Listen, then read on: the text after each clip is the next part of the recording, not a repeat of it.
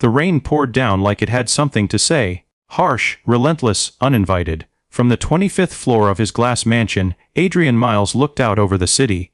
His empire, his pride, his proof that success could buy happiness. But that afternoon, as thunder rolled over the skyline, something caught his eye.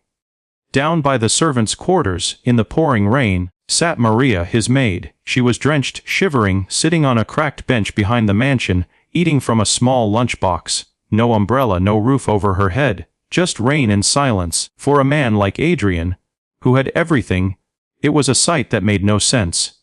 Why would anyone choose to sit outside, soaked to the bone, when there was warmth just steps away? That moment, that strange, haunting image of a woman eating in the rain, would change Adrian's life forever.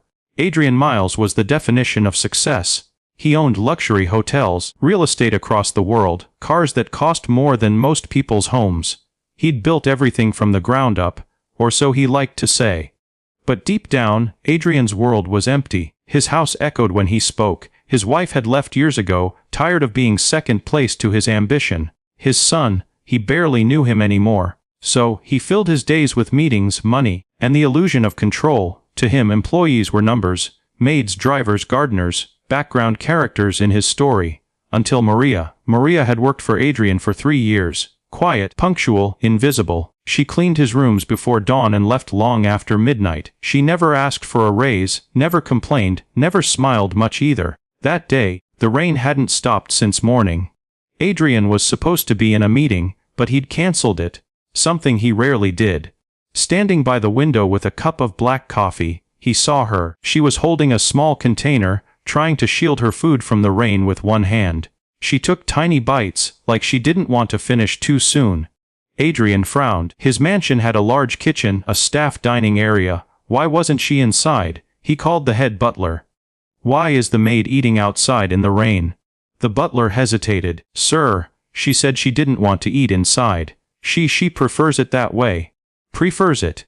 Adrian's voice hardened. Who prefers to sit in the cold rain? He couldn't shake it off. For hours, that image stayed with him. The lonely woman under the storm. The next day, curiosity got the better of him. He asked around, discreetly, as billionaires do. What he found broke his heart. Maria was a widow. Her husband had died in a construction accident 5 years earlier, ironically, at one of Adrian's sites. She had a daughter, Isabella, only 10 years old, who was sick with a heart condition. Maria worked multiple jobs, cleaning during the day, washing dishes at night, just to afford the medicine her daughter needed. And that lunch she was eating in the rain, it wasn't much. Just leftover rice and a single piece of bread, because the rest, she saved for her daughter. Adrian's chest tightened. He, who threw away meals without a second thought, had never even noticed. That evening, Adrian asked Maria to come to his office. She entered quietly, her clothes still slightly damp from the drizzle outside. She looked terrified, as if being called by her employer meant she'd done something wrong. Maria, he began softly, why were you eating in the rain yesterday? She lowered her gaze. I'm sorry, sir. I didn't mean to break any rules. It's not about rules. I just don't understand why outside. Her voice trembled. Because the smell of food, it reminds me of my daughter. When I eat inside, the aroma sticks to my clothes. And when I go home, she asks if I ate something good. I tell her no. I tell her I'm hungry too, so she can finish what little we have. Silence. Adrian felt something heavy twist inside him. Guilt, shame, sorrow. Emotions he hadn't allowed himself to feel in years. He cleared his throat, trying to steady his voice. Maria, where is your daughter now? She's at home, sir, with my neighbor. I can't afford to leave her alone. Bring her here, he said suddenly. Maria looked up, startled. Sir. Bring her here tomorrow. I'd like to meet her.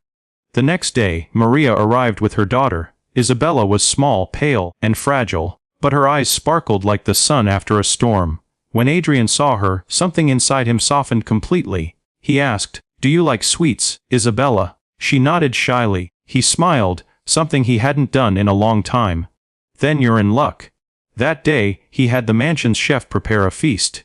For the first time in years, laughter echoed through those empty halls. Maria tried to stop her tears as she watched her daughter eat happily. Later, Adrian found her outside, wiping her eyes. Maria, he said, you shouldn't have to suffer like this. You're part of this home now. From today, I'll take care of your daughter's medical treatment." Maria fell to her knees. "Sir, please, I can't accept." He stopped her gently. "You can, and you will. Because kindness doesn't need permission." Chapter 6. Healing Two Hearts. Weeks passed. Adrian arranged for Isabella's surgery, and it was successful. He visited her in the hospital often, bringing books and toys. Slowly, something changed in him. He began to look at people differently. At his staff, at himself. He realized that money could buy comfort, but not compassion. He started charity programs for the workers who'd helped build his empire. He raised wages, offered health insurance, and established scholarships for their children. And as he watched Maria and Isabella rebuild their lives, he found something he'd lost long ago: peace. A year later, it rained again, the same heavy, unrelenting rain. Adrian walked out to the same bench where he had first seen Maria. She was there again, but this time under an umbrella, laughing with Isabella. He joined them, sitting down beside her. "You know," he said with a grin, "I used to think rain was just a nuisance." Maria smiled softly. "Rain reminds me that even the sky has to cry sometimes, sir." He nodded, feeling that truth deep in his bones. "Yes, but it also washes everything clean." Epilogue. What the millionaire learned. Adrian Miles, once a man who measured his worth in dollars, learned that true wealth comes from giving, not owning. He had found something no fortune could buy: the joy of kindness. Maria and Isabella became part of his family, and every year, on the anniversary of that rainy day, they'd sit outside together, not to eat in sorrow, but to celebrate how far they'd come. Kindness costs nothing, but it changes everything. Sometimes the people you overlook are the ones who teach you the greatest lessons in life. Never judge a story you haven't heard. Never assume someone's silence means they're okay. And always, always, be kind. Her call to action for your YouTube channel. Tell me in the comments below. Your words might inspire someone else today. If this story touched your heart, please like, share, and subscribe to our channel. Be kind always. Because every story we share is a reminder that compassion can change the world, one act at a time.